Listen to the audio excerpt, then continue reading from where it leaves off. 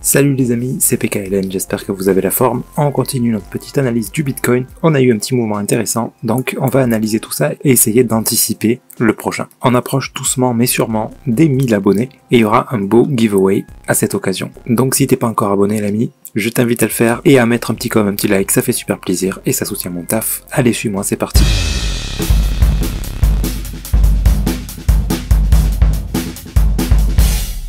Donc le Bitcoin, la dernière fois, pour rappel, on avait vu, on était un petit peu dans l'incertitude pour ce qui est du un peu plus long terme. J'attendais d'avoir des setups clairs. Et on avait dit en 15 minutes, par contre, qu'on avait, on était là-dedans. Il y avait un petit risque de impulsion, correction ici en running. Et on avait dit attention parce que voilà, ça change de tendance, ça c'est plutôt haussier. Ça s'est confirmé ici. Je sais plus si c'est là que j'en ai parlé d'ailleurs ou là. Non, je crois que c'était là. Et bref, on attendait probablement une cassure du top. Bon, on a eu notre hausse ici. Finalement, ça a descendu. Je m'attendais à casser stop avant de monter. Mais c'est pas ce qu'on a eu. Et puis bien sûr, il faut écouter toujours la structure. Quand on obtient une baisse, on n'obtient pas toujours forcément la totalité de ce qu'on voulait. Donc voilà, par contre, voilà, on n'ignore surtout pas les signaux. Ici, bam, à partir du moment où on a cassé ça, il n'y a plus de running. Hein. Donc là, c'était intéressant. Et alors là, on a eu un superbe setup. Magnifique. Voilà, très beau setup d'achat. Donc un très bon exemple. Ici, on pouvait pas prédire que ça allait monter si haut, mais par contre, on avait d'excellentes probabilités de venir casser ce top. Donc là, c'était un bon moment pour rentrer. Ça casse le top, break-even, au cas où ça se retourne. Là, coup de chance, ça s'est pas retourné. Où est-ce qu'on en est? Donc, en 15 minutes, moi je vois encore de la hausse pour l'instant. Toujours pareil, hein. Au plus on a des setups, au moment donné, il y en a un qui va s'invalider. Donc le premier, c'est toujours les premiers à prendre, idéalement, éventuellement deuxième, troisième, il faut commencer à se méfier, mais là, le running, il est parfaitement dessiné, donc si derrière on a un petit setup d'achat, et ça a l'air d'être le cas, on a de bonnes probabilités de venir encore une fois casser ce top. Alors, je rappelle une chose, probabilité ici, en 15 minutes, quand on a un setup d'achat comme ça, la validation est ici. Donc c'est une fois cassé ce top qu'on met un break-even. Pourquoi? Parce que on peut très bien avoir quelque chose comme ça, qui serait en fait une continuation vers le bas. Ça c'est possible. Vu la tête du running, là il est tellement beau que bon, j'opterais plutôt pour de la hausse. Toujours prendre en compte le scénario inverse possible pour établir sa stratégie et mettre des protections, quoi, en fait, tout simplement. Hein. Des stop-loss et des break-even une fois qu'on est rentré. Donc l'attention en 15 minutes les amis, quand vous rentrez dans un setup 15 minutes, il ne faut pas lâcher l'écran trop longtemps parce que des fois les setups se valident et boum, juste derrière on a une plus grande correction. Voilà, ce qu'il va falloir surveiller maintenant, comment on va corriger cette impulsion. Alors c'est peut-être ça, encore que ça, moi je pense que c'est plutôt voilà, une correction d'une petite impulsion comme ça. La correction de la totalité de l'impulsion là, il faudrait qu'elle soit un peu plus grande idéalement. Donc pour moi cette impulsion n'a pas encore corrigé. Donc on va surveiller ça. Donc comment on peut faire ça? Comment on peut en profiter surtout? Eh bien, en surveillant à chaque fois qu'on casse un top, si on n'a pas un setup de vente derrière. Parce que là, ça peut être le départ d'une plus grosse structure et on peut choper un bon petit morceau dans la vente ici, pour après rechoper l'achat, vous voyez. Donc, mais c'est que au cas sur des tops qu'il va falloir surveiller les setups de vente. D'accord, si vous en avez un maintenant, ben, on est en pleine hausse, là c'est toujours plus safe de suivre la tendance. Et la tendance elle est haussière depuis un bon moment là sur Bitcoin. Donc c'est toujours un peu plus safe ça. Ça n'empêche pas qu'on peut attendre une correction pour trouver des points d'entrée, on va dire, qui sont vraiment cool qui nous offrent un maximum de probabilité de faire un trade gagnant.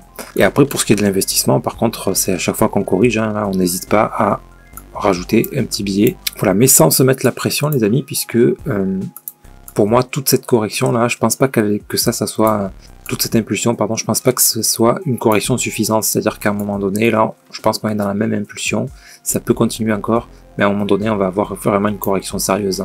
Donc voilà, pas de stress non plus, on va se retrouver dans pas très longtemps, même si ça monte encore, on va se retrouver à ces prix là de toute façon. Donc voilà, en voyant se dessiner une structure, on saura un petit peu mieux si c'est un moment opportun pour acheter ou non. Voilà, en tous les cas, le scénario auquel je pensais là se confirme de plus en plus, c'est-à-dire que pour moi ça du coup c'est bien un expanding terminé, et tout ça c'est une autre structure qu'on est en train d'entamer. Donc là on est à peine sur un A. Donc il y a un moment donné où on va avoir un B, une correction, donc qui sera un B, pour ensuite nous donner un C. Moi je pense qu'on va obtenir quelque chose comme ça. Quand? J'en sais rien. À quel niveau? J'en sais rien non plus. Voilà, ça peut monter jusqu'à 33, 34, 35. Boum, nous faire le B ici. Donc là, une correction qui va durer sans doute longtemps. Et si c'est pas l'apocalypse entre-temps, qu'on n'a pas un énorme setup de vente et que la Chine envoie la bombe nucléaire sur Emmanuel Macron, normalement, on devrait plutôt monter. Donc voilà pour ce qui est du trading, les amis. Après, voilà, pour compléter un petit peu cette analyse, de quoi il faut se méfier dans ce genre de mouvement. Vous voyez, quand on est haussier comme ça, eh ben de pas FOMO, quoi, en fait, hein, de pas se dire mince, j'ai raté cette hausse, allez vite, j'achète, ça s'arrête pas de monter, ça va continuer de monter, j'achète, ou de trop hésiter au contraire dans les phases de baisse, parce que souvent on fait pile le contraire de ce qu'il faut, quoi. Donc c'est-à-dire que là, on se dit qu'on a raté un morceau, on a envie d'acheter. Après, quand on a une correction, on se dit ça peut corriger encore, ça peut corriger, on va acheter absolument le plus bas du plus bas, et puis au final on se retrouve là à se dire mince, bon, je vais attendre la prochaine grande correction, et là on se retrouve à pas trouver la patience d'attendre que ce mouvement soit terminé pour avoir cette correction, et à se dire mince, j'ai raté encore un morceau, allez, cette fois j'achète parce que j'en ai marre, à chaque fois je me fais avoir, ça fait que monter, j'ai pas acheté, bref. Et c'est au moment où vous achetez où vous obtenez votre grosse correction. Ça fait toujours ça, les amis. Donc pour ceux qui sont dans la crypto depuis pas très longtemps, vous devez le vivre, quoi, en fait. Vous devez le vivre. Vous l'avez très probablement vécu par là. Et peut-être que vous êtes encore en train de le vivre et d'hésiter à acheter parce que ici vous espériez que ça tombe encore plus bas. Donc voilà, il faut vraiment se méfier de ce genre d'émotions et vraiment arriver à prendre du recul sur votre investissement. Si vous mettez pas beaucoup d'argent, que vous mettez de l'argent dont vous pouvez vous passer, dont vous avez absolument pas besoin pour vos projets, pour vivre aussi, bien sûr, il n'y a pas de stress à avoir, en fait. Là, le prix vous convient, tac, regardez un weekly, hein, par rapport à ce qu'on a déjà eu, prenez-en un petit peu. 30 000, on est tout en haut, on attend une correction, ouais, certes, mais bon, ça on est à moins de la moitié du dernier plus haut, donc voilà, pas s'empêcher et viser un horizon de temps le plus long possible. D'accord, parce que c'est là, si vous espérez vendre dans un mois et faire des gains, oui, dans ce cas-là, il faut pas acheter en haut d'une impulsion. Ça, c'est clair et net. Si vous espérez faire un gain rapide comme ça, ou voilà, c'est pas les moments où il faut acheter. Maintenant, si vous avez un horizon de temps beaucoup plus grand, je rappelle toujours ce qu'on attend ici sur une unité de temps plus grande. On attend un B comme ça. On attend un B comme ça avant le C. D'accord? Soit ça, soit comme en plus petit ici, c'est un expanding terminé, et là on viendrait en haut. Donc voilà, la seule chose qu'on peut faire en trading, c'est anticiper les directions. Par là, on annonçait que la direction était vers le haut, donc voilà. Ici, un peu plus de prudence, puisque on a eu quand même une sacrée hausse, hein. Là depuis ici, on a fait un x2 quand même, donc ceux qui ont acheté par là, n'hésitez pas à prendre un peu de profit, parce que si vous avez une belle correction derrière, vous serez content de pouvoir réinjecter et d'avoir un peu plus de Bitcoin ou d'une autre crypto, c'est pareil partout de toute façon, et pour le même prix en fait, sans rajouter d'argent tout simplement. Donc voilà comment se comporter. À part moi, à chaque fois de toute façon que j'ai un x2, c'est là que je commence à prendre un peu de profit, quoi. Et voilà, et si derrière ça continue à monter, c'est pas grave, hein, j'aurais pas tout vendu, et il faut jamais avoir de regrets, et on prend jamais de profit trop tôt. Jamais. Tant que c'est du profit, c'est à prendre. Parce que quand on se retrouve coincé comme ça pendant plus d'1 an, comme ça arrive à certains, à avoir pris aucun profit, toujours à espérer que ça remonte, même si ici on avait espoir que ça remonte, finalement on s'est retrouvé à descendre, quoi. Vous voyez, et vous vous retrouvez bloqué pendant 1 an, vous avez envie de pleurer, quoi. Ok, donc voilà, je rappelle aussi, donc pour ce qui est du trading, là, le setup il était beau quand même.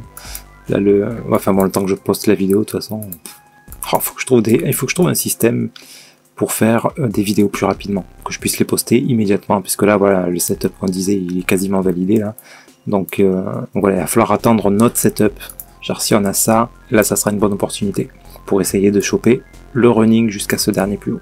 Voilà, donc pour ce qui est du trading, Voilà, quand on est un petit peu expérimenté, voilà, on peut tester ces petits trucs-là, prendre un peu de risque, s'amuser avec les stop-loss, tout ça, vous commencez à avoir l'habitude de gérer votre risque.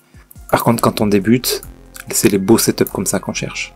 Après, une correction, une impulsion qui casse les derniers plus hauts, une belle correction, très jolie setup d'achat, et là, vous prenez quasi, enfin, on peut pas dire zéro risque, mais franchement, vous prenez pas beaucoup, vraiment pas beaucoup de risques.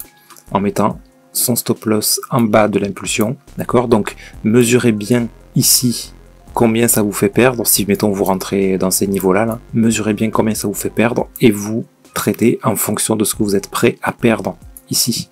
Parce que là, si vous mettez, je sais pas moi, 500 balles avec un levier x50, ça fait beaucoup. Arrivé ici, à votre stop loss, vous perdez beaucoup d'argent. Donc, il vaut mieux être un petit peu moins gourmand sur les prix, et puis vous faites votre trade tranquille, ça permet d'apprendre et de voir un petit peu la stratégie, si elle fonctionne. Et si vous voyez que vous êtes profitable, après, vous pouvez augmenter un petit peu le risque avec les gains que vous avez fait.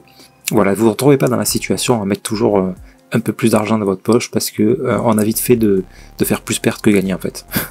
Ok les amis, bon, sur ce, j'espère que sur ces belles paroles, cette vidéo vous sera utile. Ah ouais, mais j'ai déjà validé le setup. Bon ben là, merde. Enfin bref, j'espère que cette vidéo vous sera utile. Je vais me dépêcher de la poster. Sur ce les amis, prenez soin de vous et de votre portefeuille. Et je vous dis à très bientôt, c'était PKLN. Merci.